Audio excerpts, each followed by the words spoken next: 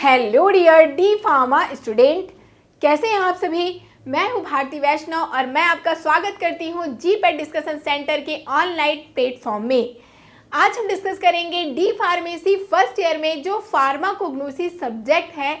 तो ये जो सब्जेक्ट है इसमें क्या कुछ चैप्टर दिया गया है, क्या आपको स्टडी करना है, और सबसे पहले बात तो ये आती है कि ये जो सब्जेक्ट है आपके सिलेबस में रखा क्यों गया है, क्यों आपको फार्माकोग्नोसी सब्जेक्ट स्टडी करना है, क्या कुछ जानने को सीखने को आपको मिलने वाला है इस पर्टिकुलर सब्जेक्ट से, और साथ ही साथ कौन से चैप्टर से मैक्सिमम क्वेश्चन आते हैं। इट मीन्स कौन से सब्जेक्ट का वेटेज ज़्यादा है, क्योंकि हर अपने एग्ज़ाम के लिए यही सोचता है कि हमें कुछ भी करके वो इम्पॉर्टेंट क्वेश्चन पता चल जाए, वो इम्पॉर्टेंट चैप्टर पता चल जाए, जिससे कि मैक्सिमम नंबर आ सके हमारी।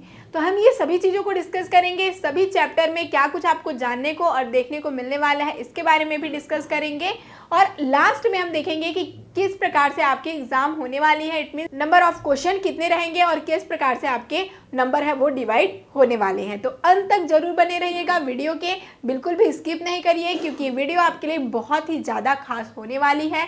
ये डी फार्मेसी फर्स्ट ईयर में पूरे ईयर में आप क्या कुछ पढ़ेंगे, ये छोटे से वीडियो में मैं आपको ब्रीफली बताने की कोशिश करूँगी।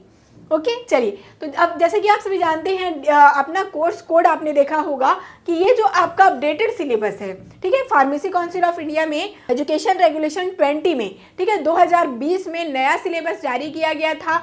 इसी के अकॉर्डिंग अभी तक हम स्टडी कर रहे हैं। 2020 में जो अपडेटेड सिलेबस आई हुई है उसे ही हम अभी डिस्कस करने वाले हैं। ठीक है, आर्ट्स की बात करेंगे तो दिया गया है 75 आवर्स यहाँ पर आपको पूरे साल में यहाँ पर देना है फार्माकोग्नोसी सब्जेक्ट को। ओके और देखिए इस वीक की बात करेंगे, ठीक है, ये तो हो गया ईयर की। यदि हम वीक की बात करें तो आपको क्या करना है, 3 आवर्स देना है पर वीक। ओके ये तो क्लियर है। बात करेंगे सबसे पहले कि ये जो फार्माकोग्नोसी सब्जेक्ट है ये क्या रिप्रेजेंट करता है। इट मीन्स ये इसका कहना क्या चाहता है या फिर इससे क्या हमें समझ में आना चाहिए। ओके तो ये जो सब्जेक्ट है खुद ही अपने आप को इंडिकेट करेगा, जैसे कि फार्मा, ठीक है, फार्मा और ग्नोसिस, ठीक है। तो ये अब जानते हैं फार्मा मीन्स क्या होता है, ये ग्रीक वर्ड से बना है, यहाँ पर इसका मतलब होता है ड्रग, ठीक है, और ग्नोसिस मीन्स क्या होता है, इसका मतलब होता है नॉलेज, ठीक है। तो इट मीन्स अब आपको समझ आ गया होगा कि ये कैसा साइंस है, एक ऐसा ब्रांच है जहां पर हम स्टडी करेंगे क्या, ड्रग के बारे में, ड्रग के बारे में स्टडी करेंगे, टू स्टडी भी कह सकते हैं या फिर नॉलेज। तो हमें स्टडी करना है क्या, ड्रग के बारे में। कैसे ड्रग, ये ध्यान रखिए, आपको जब कभी भी फार्माकोग्नोसी आप पढ़ें और मैं कह दूं ड्रग, तो आपको जहां कहा जाना है नेचुरल ड्रग, ठीक है। नेचुरल ड्रग जैसे कि जो आपको इन्वायरमेंट में से नेचुरल सोर्स से ऑब्टेन हो, चाहे वो हो सकता है आपका प्लांट सोर्स, चाहे वो हो सकता है एनिमल सोर्स, या फिर कह लीजिए मिनरल और मरीन सोर्स। तो ये जितने भी नेचर से आपको ऑब्टेन होने वाले जो ड्रग है प्राकृतिक रूप से, उसे हम स्टडी करते हैं किसमें, फार्माकोग्नोसी में, ठीक है। अब आपको थोड़ा सा चीज़ें क्लियर हो रही होगी कि फार्माकोग्नोसी में भैया आपको क्या करना है, ऐसे ड्रग जो कि नेचर से ऑब्टेन हो उनको तो स्टडी करना ही है। क्यों करना है, क्योंकि अभी आपने देखा होगा, मैं आपको एक सिंपल सा एग्जांपल दूं तो आप यदि सुबह से उठते हैं वहाँ पर से लेकर आपके नाइट तक की चीज़ों को आप खुद ही मेजर करके देखिए, आपके घर में अब आपने देखा होगा नेचुरल प्रोडक्ट्स बहुत ज़्यादा हैं। वो सुबह के टूथपेस्ट से लेकर नाइट के वो बॉडी लोशन तक की मैं बात कर लूँ तो आप नेचुरल चीज़ों को आप प्रिफर करना ज़्यादा आप प्रिफर कर रहे हैं, ठीक है। क्यों, क्योंकि एक तो बात ये है कि नेचुरल चीज़ों में साइड इफ़ेक्ट कम है एज़ कम्पेयर केमिकल ड्रग जो यूज़ करेंगे उनसे तो साइड इफ़ेक्ट इनसे कम ही है ना। तो इसीलिए इसका क्या करते हैं, यूजेस बहुत बढ़ गया है। जैसे कि अभी आपने देखा होगा रामदेव बाबा जी का ही हम लोग एग्जाम्पल ले लेते हैं, तो उन्होंने आयुर्वेदिक चीज़ों को इतना ज़्यादा बढ़ावा दिया और सभी इसे प्रिफर कर रहे हैं। कितना ज़्यादा उनका जो मार्केट एरिया है कह सकते हैं, या फिर उनकी जो इंडस्ट्री कितना ज़्यादा ग्रोथ कर रही है। ओके आगे चलकर फार्माकोग्नोसी आप स्टडी कर रहे हैं तो यही सारी चीज़ें आपको हेल्प होंगी सभी इंडस्ट्रीज़ वगैरह में, कह लीजिए आपको नॉलेज होगा कि कौन से प्लांट से क्या यूज़ हम ले सकते हैं। साथ ही साथ जैसे कि अभी हमने बात किया, वही पतंजलि की बात करी या फिर हिमालय की बात कर लिए, तो बहुत से ऐसे जो नेचुरल चीज़ों पर बेस्ड है ऐसी इंडस्ट्री बहुत ग्रोथ कर रही है। अभी आपने देखा ही होगा मैक्सिमम लोग क्या कर रहे हैं, नेचुरल चीज़ों को ज़्यादा प्रीफर कर रहे हैं। इसलिए अभी का जो हम प्रेजेंट स्टेटस बात करें तो फार्माकोग्नोसी स्टडी करना बहुत ही इम्पॉर्टेंट है आप सभी के लिए और बहुत ही ज़्यादा बेनिफिशियल भी होने वाला है। ओके, तो यहाँ पर हम पर्टिकुलर वही बात कर रहे हैं कि जो आपको नेचर से ऑब्टेन होने वाले जो ड्रग हैं उनके सोर्स वगैरह हो गए, इनसे और क्या क्या यूजेस हैं, इनमें क्या कुछ वो एक्चुअल केमिकल कॉन्स्टिट्यूएंट है जिसके कारण ये यूज़ में आ रहा है, ये जानना आपके लिए इम्पॉर्टेंट है। तो सभी चीज़ों को हम बारी बारी से इन्हीं चैप्टर्स में स्टडी करने वाले हैं।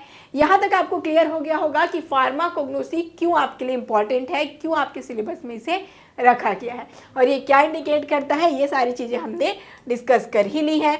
आगे चलते हैं, देखते जाते हैं। जैसे कि आपके सिलेबस में आपने देखा होगा, ये एग्जैक्टली आपका सिलेबस है। आप यदि डाउनलोड करना चाहें तो आप पीसीआई के साइट पर जाकर डाउनलोड भी कर सकते हैं। एग्जैक्टली वही सिलेबस आपको यहाँ पर हम शो कर रहे हैं। ठीक है, तो देखिए पहले स्कोप की बात करें तो ये फार्माकोग्नोसी का स्कोप ही क्या है, वही बात हमने की अभी कि इसमें क्या करते हैं, जो नेचुरल ओरिजिन आपके ड्रग हैं उन्हीं को हम लोग स्टडी करेंगे, इनका क्या क्या यूजेस हैं उनके बारे में स्टडी करेंगे। अब जैसे कि क्रूड ड्रग ही लिखा है यहाँ पर, जब कभी आप फार्माकोग्नोसी स्टडी करेंगे तो आपको नजर आएगा क्रूड ड्रग।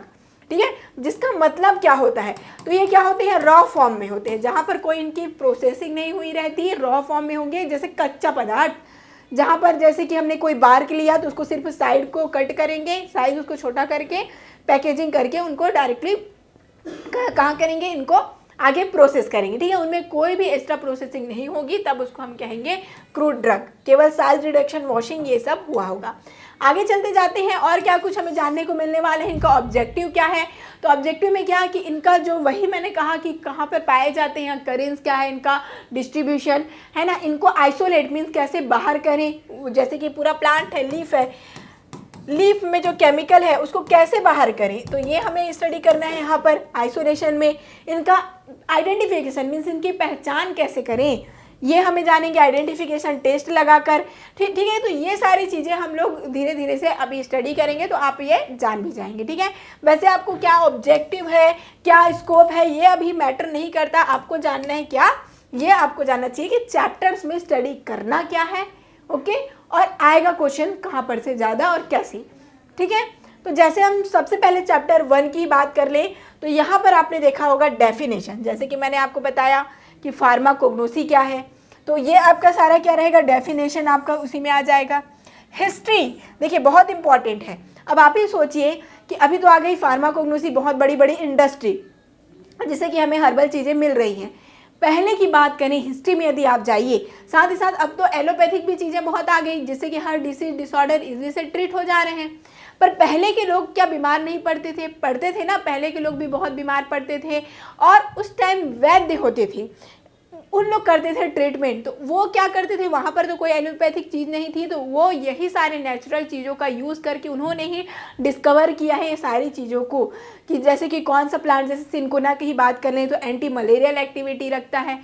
ये सारी चीज़ें पहले ही उन्होंने क्या की थी, डिस्कवर की थी। तो वही सारी चीज़ें आप यहाँ पर क्या करेंगे, स्टडी कर पाएंगे कि कौन से साइंटिस्ट हैं जिन्होंने कौन से प्लांट को डिस्कवर किया, उनसे क्या कुछ यूजेस उन्होंने देखा। तो इनका बहुत इंपॉर्टेंट रोल है फार्माकोग्नोसी में। ठीक है, आगे फिर हम अब प्रेजेंट स्टेटस और स्कोप क्या है। जैसे मैंने आपको पहले एग्जांपल दिया रामदेव बाबा जी का, है ना, जैसे कि हिमालय का प्रोडक्ट का हम दे सकते हैं और जितने भी नेचुरल प्रोडक्ट हैं आपके, तो वो प्रेजेंट स्टेटस बता रहे हैं ना कि बहुत ज़्यादा ग्रोथ में है अभी हमारा फार्माकोग्नोसी। फार्माकोग्नोसी इट मीन जो नेचुरल प्रोडक्ट वाली इंडस्ट्री है, बहुत अच्छा यहाँ पर स्कोप रहने वाला है। तो इसमें आप लोग स्टडी कर पाएंगे और अच्छे से अपने स्कोप को। इससे आपको आइडिया हो जाएगा कि क्यों इम्पॉर्टेंट है और क्या कुछ बेनिफिट आपको आगे होगा फार्माकोग्नोसी को स्टडी करके। क्लियर है चीज़ें।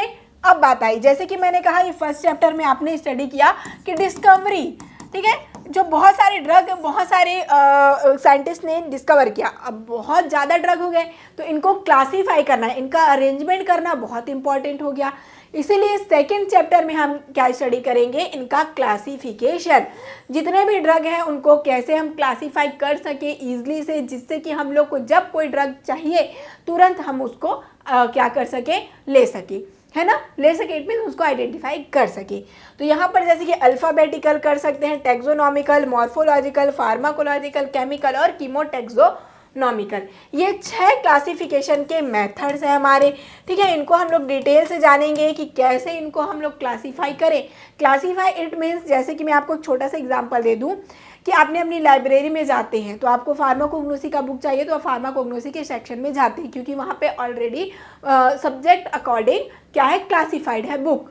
वैसे ही कोई ड्रग स्टोर में जाते हैं तो जैसे आप अपने प्रिस्क्रिप्शन देते हो तुरंत लाकर आपको दे देता है, क्योंकि उसने अपने अकॉर्डिंग, जैसे कि हो सकता है उन्होंने फार्माकोलॉजिकली इट मीन्स थेरेपेटिकली किनका यूज़, जैसे कि जिस ड्रग का यूज़ है हेडेक में उनको एक साथ रखा है, जिस ड्रग का यूज़ है पेन किलर, अभी हेडेक जैसे की बात की हमने, हो सकता है स्टमक पेन के लिए, तो वैसे ही उन्होंने क्या किया है, अपना अलग अलग क्लासीफाई करके रखा है। इट मीन्स चीज़ों को ईजिली आइडेंटिफाई करने के लिए, पिक आउट करने के लिए बहुत ही इंपॉर्टेंट है क्या, क्लासिफिकेशन, अरेंजमेंट ड्रग का। तो ये सारी चीज़ें हम लोग क्या, कुछ इसका डीमेरिट है, मेरिट है, तो ये हम स्टडी करेंगे किसमें, अपने सेकंड चैप्टर में। चीज़ें आई थिंक यहाँ तक आपकी क्लियर होगी, और हम जब डिटेल से अपने कोर्स में अभी स्टडी करते जाएंगे एक एक चैप्टर को, तो आप और अच्छे से आपको चीज़ें समझ आती जाएंगी कि क्या कुछ हमको यहाँ पर स्टडी करना है। ओके, आगे चलते जाइए। जैसे कि हमने देखा चैप्टर 3, अब देखिए, अब बहुत से ड्रग आए, जैसे कि मैंने आपको बताया इनका डेवलपमेंट बहुत अच्छा हो रहा है। तो अब आप सभी जानते हैं, कोई भी पर्सन हो सबसे पहले ये सोचता है कि मुझे अच्छे से इन सभी चीज़ों से पैसा कमाना होता है ये चीज़ें। तो जो चीज़ें ज़्यादा ग्रोथ करेंगी वहाँ पर क्या होने लगेंगी, मिलावट, है ना, मिलावट होने की चांसेस हो जाएंगी। ज़्यादा पैसा कमाने के लिए एडल्ट्रेशन जिसे हम कहते हैं, ये होना स्टार्ट हो जाएगा। अब देखिए, हमारा जो ड्रग है नेचुरल सोर्स का है और इसे हमें क्या करना है, अपने अंदर लेना है। इट मीन्स हमारी बॉडी के अंदर ही वो जा रहा है, तो कुछ भी करके हमें वो सेफ हो, उसकी क्वालिटी मेंटेन रहे, उसकी एफिकेसी सही रहे, ये सारी चीज़ें हमें क्या करना होता है, आइडेंटिफाई करना बहुत इंपॉर्टेंट है, वरना हमें हार्मफुल भी हो सकता है। तो इनमें एडल्ट्रेशन हुआ है कि नहीं, ठीक है, क्या कुछ इसमें किस प्रकार से, जैसे कि एडल्ट्रेशन हुआ भी है तो किस प्रकार से एडल्ट्रेशन हुआ है, बहुत सारे मेथड्स हैं, तो उनको हम लोग स्टडी करेंगे कि कौन से मेथड से हुआ है, इनको कैसे आइडेंटिफाई करें। क्योंकि देखिए, यदि आपको निवारण करना है, इनका एडल्ट्रेशन का निवारण करना है तो कारण भी जानना होगा, तभी जाकर आप उसकी निवारण कर सकते हैं। तो इसीलिए जैसे हम कहते हैं ना, चोर को पकड़ना है तो चोर जैसा सोचना होगा पुलिस वाले को, तो उसी प्रकार पहले हमको मेथड्स को जानना होगा कि किस प्रकार से एडल्ट्रेशन हो सकता है। इसीलिए तब जाकर हम इनके इवैल्यूएशन मीन्स जांच पड़ताल, मीन्स फिर हम क्या कर पाएंगे, इनकी जांच पड़ताल कर पाएंगे कि इनमें कोई एडल्ट्रेशन हुआ है तो कैसे वो हुआ है, इसको ले कि नहीं, और अल्टीमेटली आपकी बॉडी में ही वो ड्रग जाने वाला है। तो एडल्ट्रेशन हुआ हो या ना हुआ हो, भैया आपको क्या करना चाहिए, इवैल्यूएशन करना ही चाहिए, क्योंकि आपके बॉडी की सवाल है, मीन्स ये एक लाइफ की सवाल है। तो आपको वहाँ पर इवैल्यूएशन मीन्स जांच पड़ताल करनी ही चाहिए कि ड्रग का कोई साइड इफेक्ट तो नहीं दे रहा है या फिर किसी प्रकार का इसमें कंटामिनेशन तो नहीं है। ये सारी चीज़ें को आपको आइडेंटिफाई करना होगा। यहाँ पर तो आप इस चैप्टर में वही सीखेंगे कि एडल्ट्रेशन क्या है और जो इनका इवैल्यूएशन हम कैसे करें। तो बहुत से मेथड हैं जिनके थ्रू हम इवैल्यूएट कर पाएंगे, जैसे कि मॉर्फोलॉजिकल इवैल्यूएशन, माइक्रोस्कोपिकल इवैल्यूएशन कह लीजिए, केमिकल इवैल्यूएशन है, ठीक है। इस प्रकार से और बहुत से हैं, आपको हम डिटेल से स्टडी करते जाएंगे, एक एक का मैं बताते जाऊंगी तो बहुत आपको समय लगने वाला है, ठीक है। तो इसी प्रकार से इवैल्यूएट हम करेंगे, फिजिकल, केमिकल, बायोलॉजिकल, ठीक है। तो आगे आगे हम आगे देखते जाएंगे, ठीक है। अभी चलिए फोर्थ चैप्टर में, फोर्थ में क्या कुछ करेंगे हम लोग देखेंगे यहाँ पर। अब देखिए, धीरे से अब आपका सारा ड्रग स्टार्ट होने वाला है। तो जैसे कि मैंने आपको बताया, धीरे धीरे आप देखते जाएंगे इनका जो अकरेंस मीन्स कहाँ पर पाया जाता है ये पर्टिकुलर, जैसे कि कोई ड्रग है जो कि हेपेटोप्रोटेक्टिव है, तो वो ड्रग कहाँ पर पाया जाता है और उनका डिस्ट्रीब्यूशन कैसा है, उनकी कितने स्पीसीज हैं, है ना। आइसोलेशन मीन्स इनका हम, आइसोलेशन मीन्स क्या होता है, ये वर्ड आपने सुना होगा कोरोना टाइम आपने सुना है कि उनको क्या करते थे, जैसे कि जिनको भी सिम्टॉम नज़र आता था उनको आइसोलेशन में रख देते थे। कहा जाता था आइसोलेशन में सेपरेट करना, ठीक है। जैसे कि ये आपका लीफ है, लीफ में बहुत से केमिकल कॉन्स्टेंट है, अब ये हमारा केमिकल कॉन्स्टेंट है हमारे लिए इम्पॉर्टेंट, तो इसको हम लोग क्या करेंगे, आइसोलेट करेंगे, मीन्स बाहर निकालेंगे, ठीक है। तो कौन से मेथड से हमने आइसोलेट किया, बाहर निकाला है इनको, तभी तो जाकर यूज़ कर पाएंगे, है ना। तो इनको एक्सट्रैक्ट करेंगे, तो ये सारी चीज़ें हम लोग इसमें स्टडी करेंगे। फिर इनका आइडेंटिफिकेशन टेस्ट लगाएंगे। अब जैसे कि हमने आइसोलेट किया, तो अब हम कैसे जानेंगे कि ये इनकी जो प्रॉपर्टी है, केमिकल प्रॉपर्टी क्या है, या फिर कह सकते हैं ये एल्केलाइड है या फिर ग्लाइकोसाइड है या फिर और कोई जैसे वोलेटाइल ऑयल है, कैसे जानेंगे? इनको आइडेंटिफिकेशन टेस्ट पर्टिकुलर इस पे लगाना होगा। एल्केलॉइड, ग्लाइकोसाइड, ये सारी चीज़ें क्या है तो आप देख सकते हैं ये है सेकेंडरी मेटाबोलाइट्स। इट मीन्स यही वो केमिकल कॉन्स्टिट्यूएंट है जो कि रिस्पॉन्सिबल होते हैं थेरेपेटिक एक्टिविटी के लिए। इनकी क्लासेस है, जैसे मैंने आपको बताया केमिकल क्लास, वैसे ही केमिकल क्लासिफिकेशन में आप लोग स्टडी करेंगे किसको, एल्केलॉइड को, ग्लाइकोसाइड को, जो आपके वोलेटाइल ऑयल है इनको क्या, ये क्या है केमिकल क्लासिफिकेशन है। कुछ ड्रग होंगे जो कि एल्केलॉइड प्रॉपर्टी के होंगे तो उनको हम एल्केलॉइड की क्लास में रखेंगे, कुछ ड्रग ग्लाइकोसाइड के हैं तो ग्लाइकोसाइड की क्लास में रखेंगे, ठीक है। तो ये क्या है केमिकल क्लास है, इनका केमिकल मेटाबोलाइट है कह सकते हैं, ठीक है। सेकेंडरी मेटाबोलाइट ही होते हैं, यही वो पर्टिकुलर ड्रग होते हैं जिसके कारण हमें थेरेपेटिक एक्टिविटी मिलती है। तो इनके बारे में जानेंगे यहाँ पर, इनके एप्लीकेशन मीन्स और क्या क्या यूजेस हैं, ठीक है। जैसे कि हम जान रहे हैं एलोवेरा का यूज़ है, जैसे कि हम बात कर लेते हैं लैक्सेटिव की तरह, तो साथ ही साथ वो कॉस्मेटिक में भी तो बहुत यूज़ होता है ना। तो वही सारी चीज़ें कि एक कोई पर्टिकुलर ड्रग है तो उनकी और क्या क्या यूजेस हैं, इनके बारे में फिर हम लोग स्टडी करते जाएंगे। क्लियर है यहाँ तक? आगे चलते हैं, आते हैं चैप्टर 5 में जो कि बहुत ज़्यादा वेटेज रखता है ना। मैक्सिमम क्वेश्चन यहाँ पर से आएंगे क्योंकि आप देख पाएंगे सिलेबस ही बहुत ही बड़ा है इस चैप्टर का, ठीक है। ये चैप्टर बहुत ही लार्ज है। यहाँ पर क्या किया गया है, जैसे कि हमने फार्माकोलॉजिकल क्लासिफिकेशन हमने देखा था जब हमने चैप्टर 2 में देखा क्लासिफिकेशन, तो फार्माकोलॉजिकल इट मीन्स क्या, थेरेपेटिक क्लासिफिकेशन। जहाँ पर क्या कुछ हुआ है, यहाँ पे आप देख पाएंगे जितने भी ड्रग हैं, जैसे कि जितने ड्रग हैं लैक्सेटिव हैं, लैक्सेटिव मीन्स क्या होते हैं, ये ऐसे ड्रग होंगे जो कि कॉन्स्टिपेशन के ट्रीटमेंट में यूज़ होते हैं। ओके, आगे हम डिस्कस करते जाएंगे एक एक चैप्टर को, तब इनकी डेफिनेशन अच्छे से स्टडी करेंगे, है ना। तो ये क्या है, कॉन्स्टिपेशन से रिलीफ प्रोवाइड करते हैं। तो कौन कौन से ड्रग हैं, जैसे कि एलो, कैस्टर ऑयल, इसबगोला और क्या है आपका सेडना, ठीक है, या फिर इसको इसबगोल भी कहती हैं। ओके, तो यहाँ पे आप देखेंगे ये सारे ड्रग जो हैं, यहाँ पर आपको बहुत इंपॉर्टेंट है ये, इस प्रकार का क्लासिफिकेशन आपको, और सिलेबस से ही क्वेश्चन आ जाते हैं, डायरेक्टली क्वेश्चन आपको पूछ लिए जाएंगे कि which of the following is a aloe, ये तो हो गया। साथ ही तो ऑब्जेक्टिव वाले क्वेश्चन हो गए। हो सकता है आपको जो आपके शॉर्ट आंसर वाले क्वेश्चन है उसमें भी डायरेक्टली ऐसा पूछा जाए, right the drug name which has carminative and GI regulatory property. तो आपको कुछ ड्रग की ये जो नाम है उनको फिर याद रखने होंगे और आपको लिखना होगा। तो ये बहुत ही इंपॉर्टेंट है चैप्टर 5, और ये जो टेबल दिया गया है बहुत ही इंपॉर्टेंट है, डायरेक्टली आप इसको क्या कर सकते हैं, याद भी कर सकते हैं। तो हम क्या करेंगे, इसी प्रकार से एक एक ड्रग को, जो एलो है इनका क्या कुछ करेंगे। तो यहाँ पे आप देखिए, जब कभी भी आप फार्माकोग्नोसी स्टडी करें तो आपको क्या बना लेना चाहिए, टेबल बना लेना चाहिए। क्या कुछ, जैसे कि सबसे पहले हमको क्या स्टडी करना पड़ता है, सिनोनिम आपको स्टडी करना पड़ता है, फिर क्या स्टडी करना पड़ता है, बायोलॉजिकल सोर्स स्टडी करना पड़ता है। ओके, साथ ही साथ जियोग्राफिकल सोर्स स्टडी कर लेंगे तो अच्छी बात है। फिर साथ ही साथ क्या करना पड़ता है हमें, इनका मॉर्फोलॉजी, ठीक है, मॉर्फोलॉजी, माइक्रोस्कोपी आप लोग स्टडी करेंगे तो भी ठीक है ना। केमिकल कॉन्स्टिट्यूएंट मेन है इनका, क्या, केमिकल कॉन्स्टिट्यूएंट। फिर हमें क्या करना है, यूजेस को स्टडी करना है, आइडेंटिफिकेशन टेस्ट स्टडी करना है, ठीक है, और साथ ही साथ एडल्ट्रेशन है तो एडल्ट्रेशन को भी थोड़ा सा देख जाना है। तो ये होगा आपका पैटर्न। इसी पैटर्न में आपको आंसर भी लिखना होगा जब कभी भी क्वेश्चन पूछा जाए। जैसे कि एलोवेरा का क्वेश्चन आपका आया है कि आपको डिटेल से करना है, लिखना है, तो आपको क्या करना होगा, पहले उनके सिनोनिम इट मीन्स पर्यायवाची शब्द, क्या कह सकते हैं, जैसे कि और डिफरेंट नेम, जैसे मेरा ही नाम कह लीजिए कि मेरा नाम यहाँ भारती वैष्णव है ना, और मेरे घर में कुछ और नाम होगा, तो वो सारी चीज़ें क्या हो जाएंगी, सिनोनिम। आपका भी होता है ना, तो वैसे ही क्या है, प्लांट का पर्टिकुलर एरिया वाइज अलग अलग नाम रहता है तो वो सिनोनिम कहला गया, तो उनको आपको याद रखना है। बायोलॉजिकल सोर्स की बात करें, बायोलॉजिकल सोर्स आपको क्या करना होगा, यहाँ पे जहाँ पे आप क्या करेंगे, साइंटिफिक नेम, इसी को हम क्या कहते हैं, साइंटिफिक नेम। आपने देखा होगा जैसे कि आपने 11th-12th में स्टडी किया होगा बायो में, अपने किसी भी प्लांट का आप क्या करते हैं, साइंटिफिक नेम में उनके जीनस, उनके वर्ण, उनके जो किंगडम है, इनके बारे में लिखते हैं, जानते हैं। यहाँ पे आपको क्या करना है, वही साइंटिफिक नेम को करना है विथ फैमिली, ठीक है, इनकी फैमिली जो कि बहुत इंपॉर्टेंट है, और ये क्वेश्चंस आते ही हैं, आपको लिखना है, ये नहीं भूलना है। बायोलॉजिकल सोर्स तो किसी भी ड्रग का नहीं भूलना है। इसके लिए आपको क्या करना है, ट्रिक सारी चीज़ें मिलेंगी। जीडीसी पाठशाला में सभी ड्रग का आगे आपको ट्रिक के थ्रू हम लोग स्टडी कराएंगे।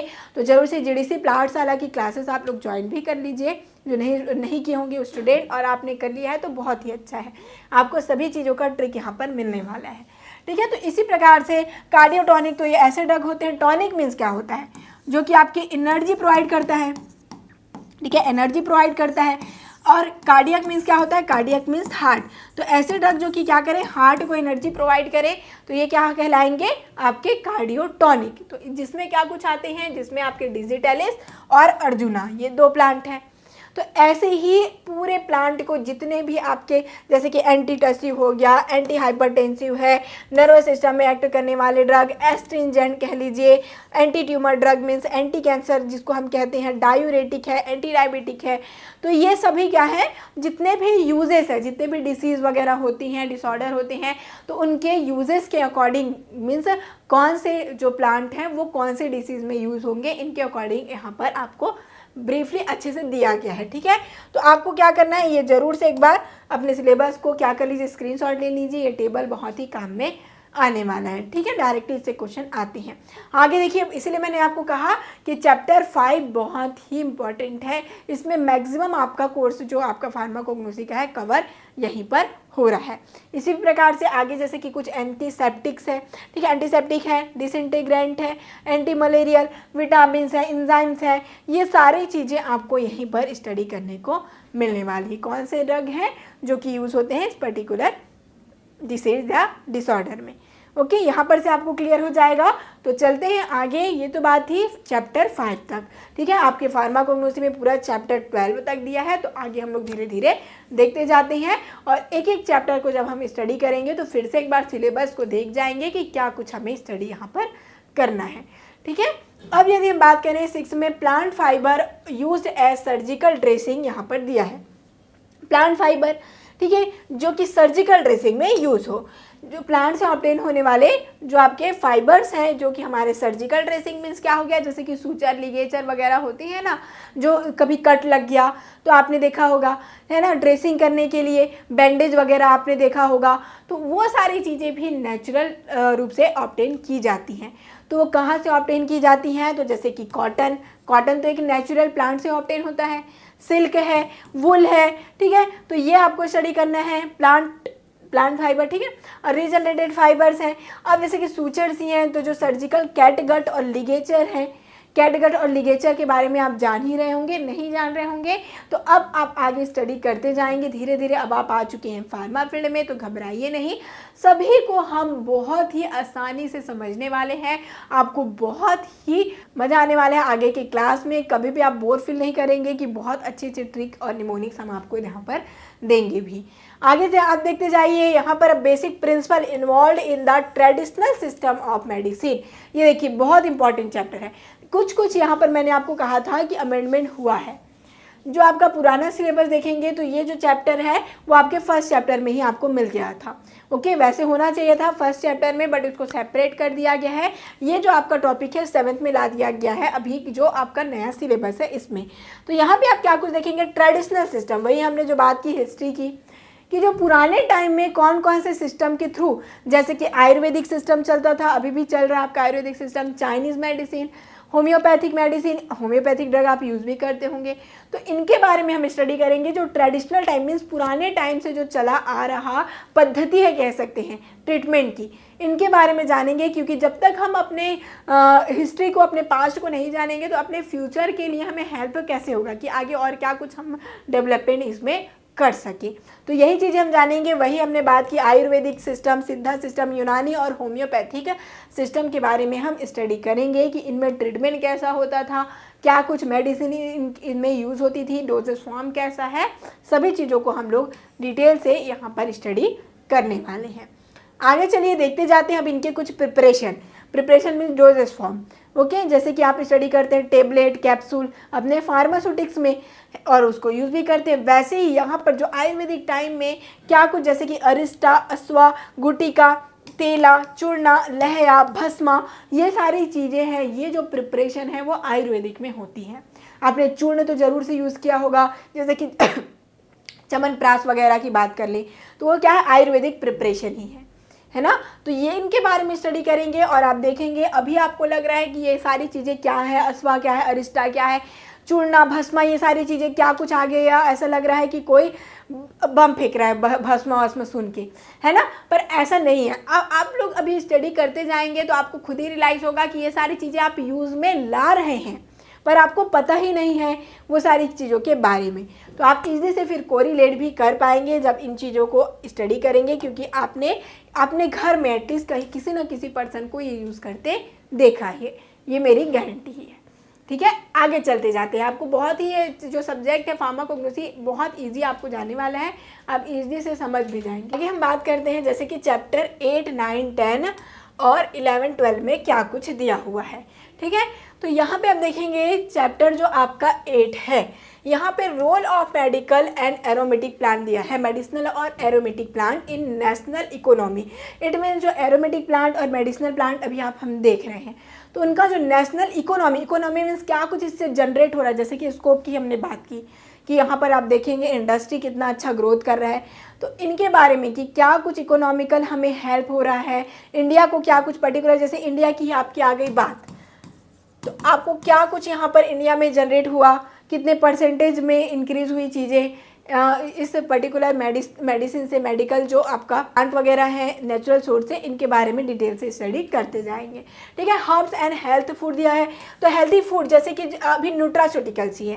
ठीक है, न्यूट्रास्यूटिकल जैसे कि जो क्या है न्यूट्रिएंट, जो न्यूट्रिएंट्स हैं उनका जैसे दो ही चीज़ से मिलकर बना है, बात करेंगे यदि ये दो वर्ड से मिलकर बना है न्यूट्रा और सूटिकल। सूटिकल में मीन्स आप समझ लीजिए जो मेथड्स हैं जो आपका फार्मास्यूटिक में आप स्टडी करते हैं, टैबलेट, कैप्सूल, ये सारी चीज़ें, तो कैसे इस फॉर्म में हम लोग जो आपके न्यूट्रिएंट्स हैं उनको यूज़ कर सकें, विटामिन वगैरह को, तो ये आपका क्या कहलाएगा, न्यूट्रास्यूटिकल। आगे हम लोग और अच्छे से स्टडी इनका करेंगे। अभी जानिए आप एंटीऑक्सीडेंट जैसे कि हैं, प्रोबायोटिक, प्रीबायोटिक है, डाइटरी फाइबर्स जो है, ये इनका यूजेस क्या कुछ है, इनके बारे में स्टडी करेंगे, कैसे ये ऑब्टेन होंगे, क्या कुछ हमारी लाइफ में इनका यूजेस हैं, क्या कुछ हमें बेनिफिट इनसे होता है। तो इनके बारे में हम लोग जो हेल्थी फूड है उनके बारे में जानेंगे इस 9th चैप्टर में। ठीक है, सोया है, गार्लिक है, लिखा हुआ है ना, देखिए सोया, गार्लिक है, कैरोटीनॉइड्स हैं, तो इनको हम लोग जानेंगे। गार्लिक की मैं बात करूँ आपको इजली से, ये सारी चीज़ें तो चलिए समझ नहीं आ रही होंगी क्योंकि आपने देखा नहीं है कभी, तो एटलीस्ट गार्लिक को तो जान रहे हैं, जिसको लहसुन कहते हैं, हम लोग डेली लाइफ में आप लोग यूज़ भी करते हैं। तो अब देखिए वो क्या है, एक आपका हेल्दी फूड है जो कि किस में यूज़ होता है, ये हम लोग जानेंगे। कहाँ से ऑब्टेन हुआ, तो गार्लिक का बायोलॉजिकल सोर्स देखेंगे, क्या कुछ इसमें केमिकल कॉन्स्टेंट है जिसके कारण हेल्प हमें हो रही है, मतलब यूज़ में आ रही है, ये जानेंगे।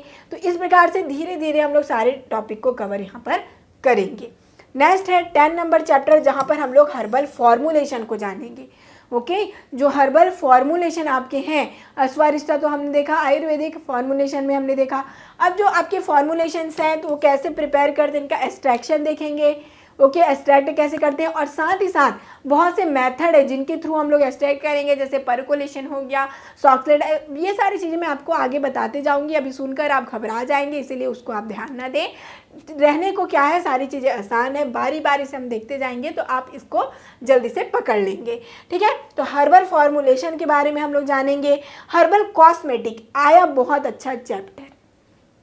कॉस्मेटिक का नाम सुनते ही एटलीस्ट जो गर्ल्स होंगी उन लोग के मन में एक अच्छे से खुशी आ गई होगी, चलिए हमें जानने मिलेगा कि क्या कुछ चीज़ें हैं जिनको, नेचुरल जो चीज़ें हैं जिनको हम कॉस्मेटिक में यूज़ कर सकें, है ना। जैसे आपने घर में अपनी रेमेडी, उपटन वगैरह बनाते ही होंगे, तो ये चैप्टर आपके लिए और भी बहुत ही अच्छा होगा।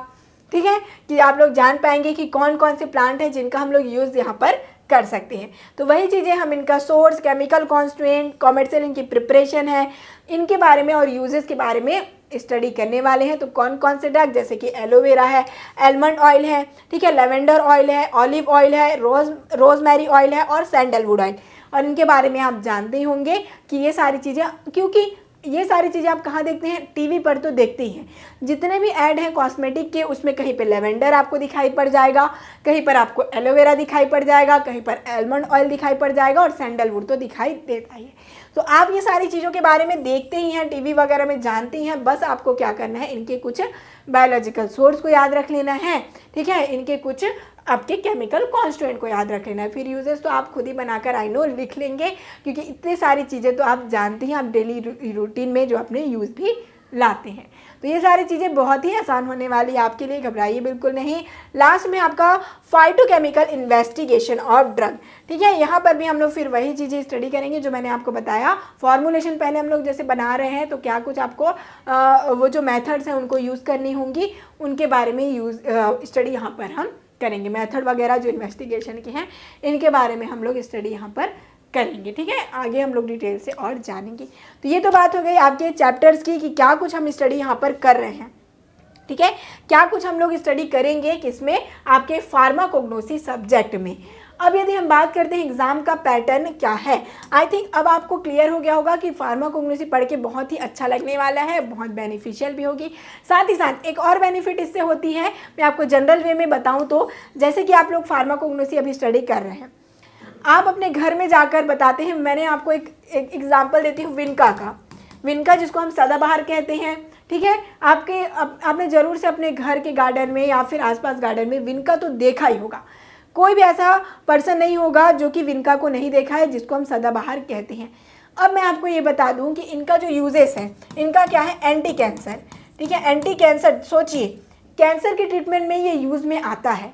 ये आपको क्या पता था? पता है तो और भी अच्छी बात है, और नहीं पता है तो देखिए कि ये जो आपका प्लांट है जिसको आप रोज़ देखते हैं, कभी उसकी वैल्यू नहीं किया, और ये इतना अच्छा मेडिसिनल एक्टिविटी रखता है कि आपको एंटी कैंसर ड्रग ये दे रहा है। तो यही सारी चीज़ें हैं। आप क्या करेंगे, आपके आसपास में जितनी भी चीज़ें हैं उनके बारे में जान जाएंगे कि क्या इनका यूजेस हैं। एटलीस्ट आप अपने घर में जब बताएंगे तो उनको लगेगा भी कि हाँ भाई कि ये कुछ स्टडी चल रहा है अच्छे से। आपको खुद ही में अपने में लगेगा कि हाँ, किसी को आप बताएंगे अपने फ्रेंड्स को कि ये जो आप प्लांट देख रहे हैं रास्ते में आप जाते हुए, इसका ये यूज़ है, उनको भी लगेगा अरे वाह बहुत अच्छा नॉलेज है इनके अंदर, तो अच्छे से स्टडी करें। तो ये क्या है, एक अच्छा बेनिफिट है आपके लिए कि आपको एक स्मार्ट शो करेगा फार्माकोग्नोसी सब्जेक्ट। ओके, चलिए आगे आते हैं। ये तो थी ऐसी जो की बात। आगे चलते हैं, हम लोग बात करेंगे क्या कि एग्ज़ाम पैटर्न कैसे रहने वाला है। ठीक है, तो आपको कितना है, 80 नंबर आपके क्या रहते हैं, मेन जो आपका यूनिवर्सिटी एग्ज़ाम होगा उसमें। 20 का रहता है आपका सेशनल, ठीक है, 20 का आपका होगा सेशनल, जिसको इंटरनल हम कहते हैं। ओके, तो सेशनल में आएंगे आपके 20 नंबर। हम बात करेंगे यहाँ पर 80 नंबर की पहले। ओके, बाद में मैं आपको सेशनल के लिए भी तैयारी कराऊंगी, आप बिल्कुल भी उसके लिए यहाँ पर परेशान नहीं होंगे। और सेशनल के लिए ऑलरेडी वीडियो डली हुई भी है कि कैसे क्वेश्चन आते हैं, कितने नंबर के आते हैं, वो भी आप देख सकते हैं, GDC एटीट्यूटर में भी मिल जाएगी आपको। जैसे कि लॉन्ग क्वेश्चन वाले बात कर लें तो यहाँ पर 7 क्वेश्चन आपको दिए जाएंगे, और यहाँ पर 6 क्वेश्चन तो अटेम्प्ट करना ही होगा, and each question carry 5 mark. ठीक है, तो इस अकॉर्डिंग क्या हो गया, इसके अकॉर्डिंग 30 नंबर यहाँ पर हो गया लॉन्ग आंसर वाले। शॉर्ट आंसर वाले में क्या है, आपको जो शॉर्ट आंसर लिखना होगा, यहाँ पर 10 क्वेश्चन आपको अटेम्प्ट करना ही है, 11 क्वेश्चन दिया जाएगा। ठीक है, और यहाँ पर भी ईच क्वेश्चन कैरी 3 मार्क, इसके अकॉर्डिंग 30 नंबर ये भी हो गया। ठीक है, तो यहाँ पर तो बात हो गई हमारे 60 नंबर की। अब बचे हुए जो हमारे 20 नंबर है वो आते हैं हमारे ऑब्जेक्टिव टाइप क्वेश्चन, है ना। अब के नए अकॉर्डिंग आपको क्या है, मल्टीपल चॉइस क्वेश्चन भी देखने को आपको मिलेंगे, और 20 है तो 20 क्वेश्चन यहाँ पर आपको देखने को मिल जाते हैं, या फिर वो मैच द फॉलोइंग में होंगे, या फिर कभी कभी फिल इन द ब्लैंक्स दे देते हैं किसी यूनिवर्सिटी में, और किसी में ऑब्जेक्टिव केवल रहता है। तो इस टाइप से आपको प्रिपरेशन करनी होंगी बहुत ही अच्छे से, डीपली, क्योंकि यहाँ पर जब ऑब्जेक्टिव क्वेश्चन पूछे जाते हैं तो ऑप्शंस रहते हैं और ये कंफ्यूजिंग हो जाते हैं, इसीलिए अच्छे से स्टडी तो करनी होगी यदि आपको बहुत अच्छा नंबर चाहिए तो। और बिल्कुल भी आप यहाँ पर चिंता ना करिए कि कैसे हम ऑब्जेक्टिव के क्वेश्चन सॉल्व करेंगे या लॉन्ग कैसे क्वेश्चन आएंगे, तो क्या कुछ आंसर करें, शॉर्ट आंसर में कितना कुछ लिखें, कैसे लिखें जिससे कि अच्छा नंबर हमें मिल जाए। तो आपको क्या कुछ करना है, आप GDC पाठशाला से यदि ज्वाइन है तो बहुत अच्छी बात है, क्योंकि यहाँ पर हम आपको साथ ही साथ लॉन्ग क्वेश्चन, शॉर्ट क्वेश्चन वाले आंसर को कैसे लिखना है ये तो बताएंगे, साथ ही आपके ऑब्जेक्टिव वाले क्वेश्चन की प्रिपरेशन भी हो जाएगी। या फिर आप क्या कर सकते हैं, GDC क्लासेस आप डाउनलोड कर लीजिए। यहाँ पर आप जाएंगे, आपको क्या करना है, बुक्स पे जाना है। GDC क्लासेस ऐप में आप कोर्स में जाते हैं तो डी फार्मेसी बुक्स आप सर्च करते हैं तो आपको सारे फर्स्ट ईयर और सेकेंड ईयर की बुक्स भी अवेलेबल हो जाएगी, जिसके हेल्प से उस बुक में आप देख पाएंगे, जैसे मैंने आपको बताया, long answer, short question, objective हर चैप्टर के एंड में आपको मिलने वाला है। इसी प्रकार से लॉन्ग आंसर, शॉर्ट क्वेश्चन मतलब शॉर्ट आंसर और ऑब्जेक्टिव वाले क्वेश्चंस वहाँ पर मिलेंगे आपको, जिसके हेल्प से आप लोग को एक आइडिया होगा कि किस प्रकार से क्वेश्चन आएंगे। हो सकता है ऐसे क्वेश्चन आए क्योंकि क्वेश्चन कहाँ आएंगे आपके सिलेबस से ही, तो ऐसे क्वेश्चन से आ सकते हैं, आपको बहुत अच्छी प्रिपरेशन हो जाएगी। ज़रूर से एक बार आपको बुक को प्रीफर करनी चाहिए। तो यहाँ पे आपको अब समझ आ गया होगा कि क्या कुछ स्टडी करना है फार्माकोग्नोसी सब्जेक्ट में। तो मिलते हैं नेक्स्ट लेक्चर में। All the best.